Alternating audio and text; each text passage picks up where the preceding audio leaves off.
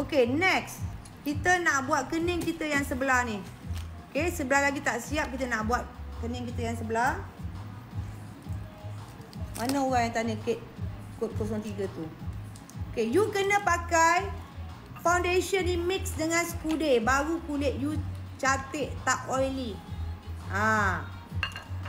Kalau you pakai foundation only, memang oily. Foundation tu base minyak, memang dah tentu-tentu oily. Sebab tu you kena ada skude sunscreen untuk bagi makeup base. And then you kena apply foundation tu dengan skude sunscreen ni, kena campur sekali. Lain kali masuk awal sikit, pukul 11 pagi kelas saya. Baru you nampak I bancuh skude tu dengan foundation tu macam mana. Kalau I cakap macam ni, you tak faham. You kena tengok apa yang I buat. Okay, masuk follow saya. Siapa nak belajar tutorial makeup daripada awal, masuk kelas saya setiap hari pukul 11 pagi. Okay. Okay, lepas tu kita nak buat kening kita yang sebelah lagi yang tak siap ni. Nampak kening saya? Macam mana kita nak samakan kening kita yang sebelah ni dengan sebelah ni? Kita kena ukur. Ambil ukuran dia. Jadi kita ukur kat sini. Hai Sakana. Ya, wangi boleh bawa solat ni, tak melekit. Okay, lepas tu kita tandakan yang kat atas ni juga. Boleh bawa solat, tak melekit. Kita juga ada produk kita yang terbaru. Boleh tengok dekat bag.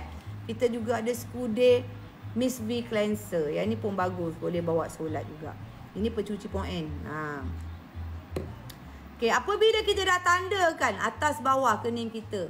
Nampak ni, apabila kita dah tandakan atas bawah, baru kita buat bingkai. Macam mana tadi kita buat bingkai sebelah sini.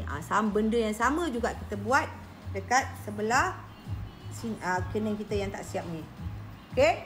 Macam mana kita nak buat? Kita draw, kita buat bingkai.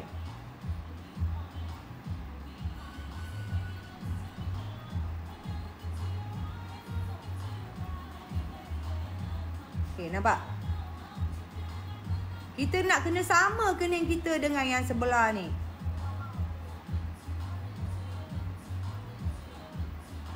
Kalau you tak tandakan kening you, nanti kening you huru-hara. Satu ke sini, satu ke sana. Tak tinggi, tak rendah. Jadi apabila kita tandakan, kita dah boleh agak-agak dah kening kita. Tinggi mana, balance kan. Kita dah boleh balance kan kedudukan kening kita. Faham? Nampak ni? Lepas tu kita start pada mana? Kita buat kat depan dulu ke bahagian ekor dulu? Kita buat kat depan ke bahagian ekor dulu? Kita nak color kat dalam bingkai kita tu. Kita buat bahagian ekor dulu. Siapa yang baru masuk, pergi follow saya. Boleh beli dekat bag ya. Boleh beli kat bag sekarang. Waalaikumsalam. Beli kat bag. Apa barang saya boleh tengok.